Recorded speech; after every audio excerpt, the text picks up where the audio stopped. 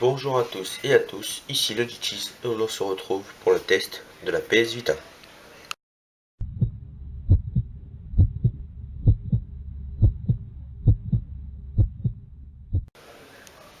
Donc tout d'abord faisons un tour du propriétaire.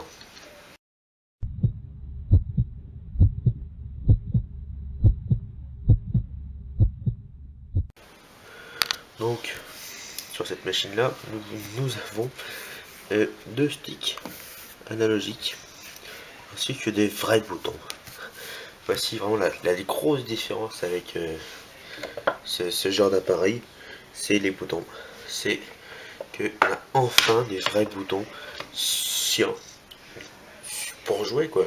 Ça n'est plus obligé de faire des bricolages, mettre des joysticks sur son iPad pour avoir vraiment un énorme confort de jeu. Donc d'ailleurs les joysticks sont très précis. Donc on fait le tour. Donc ici on retrouve deux cachettes, pardon. Ici le bouton power. Voilà. Ici le bouton plus et le bouton moins.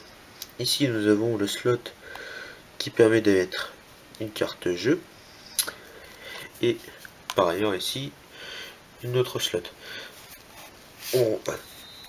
Au dos on peut voir, et on voit d'ailleurs une caméra, un pavé de tactile qui je m'en suis jamais encore servi, et en dessous on retrouve le port pour le charger, le port jack, le port pour la carte SD, et on trouve aussi de l'autre côté le port pour pouvoir mettre sa carte SIM. Donc ainsi nous avons fait le tour et on va voir ce qu'elle vaut.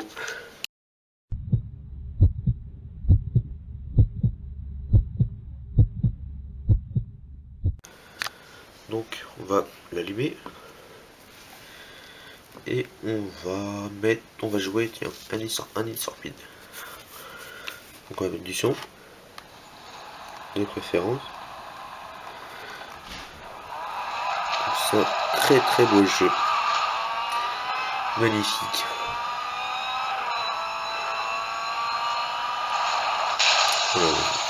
Accident, mais vraiment le jeu est super bon. En plus c'est en monde libre, donc ça c'est vraiment très appréciable, notamment quand on ne veut pas faire les courses. Sinon graphiquement elle a la même puissance graphique de restitution des jeux qu'une PlayStation 3. Donc c'est à dire qu'on va avoir les mêmes graphiques que sur la PS3. Aussi point positif, c'est que sur une PS3 on retrouve tout ça, le PS Store, les trophées, les messages, l'appareil photo, les amis, la musique vidéo, le navigateur, voilà, tout ceci, et donc on va parler des appareils photo.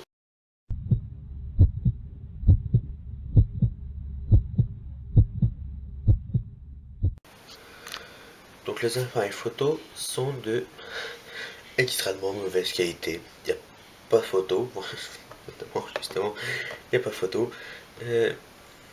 C'est là pour dire que c'est là, mais vraiment pas de quoi fouetter un chat, vraiment.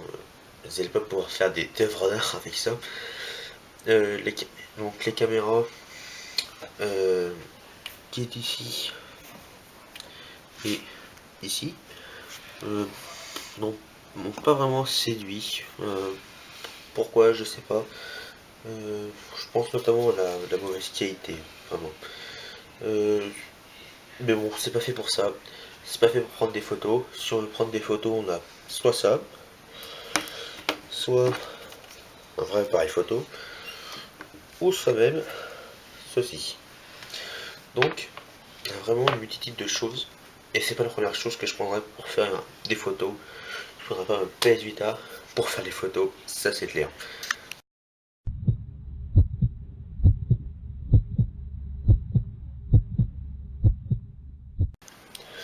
Donc passons au point positif de l'appareil.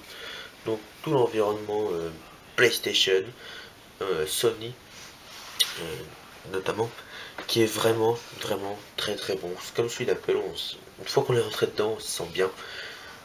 Mais avant, quand on n'était pas dedans, on voulait pas rentrer dedans. Une fois qu'on est dedans, bah on est dedans, c'est magnifique.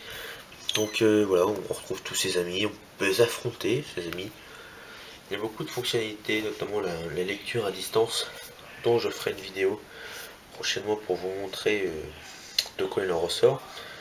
Pas mal de fonctionnalités. Donc ça, il y a la possibilité de parler à nos amis PSN depuis notre PS Vita. Il y a les graphismes, bien sûr, parce que si on achète une console portable, c'est pour les graphismes. Donc les graphismes sont très très beaux. La jouabilité est quand même super bonne. La prise en main, bah il n'y a rien à dire dessus. C'est vous arrivez, direct on trouve les boutons, c'est super agréable, c'est super sympa. Euh, les joysticks, là c'est vraiment ce qui fait la différence comparé à une tablette.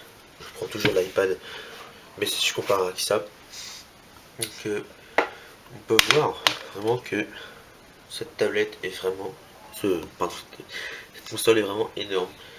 C'est super agréable d'enfin d'avoir une console portable qui tient la route, qui a des graphismes fous et qui a des joysticks quoi, et des boutons, enfin quoi.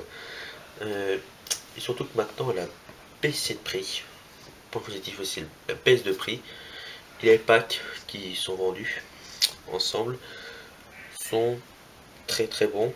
Il y en a un notamment en ce moment qui est avec les 10 méga jeux, donc les Little Big Planet, beaucoup d'autres jeux. Super sympa ce pack. Moi j'adore. Bravo Sony.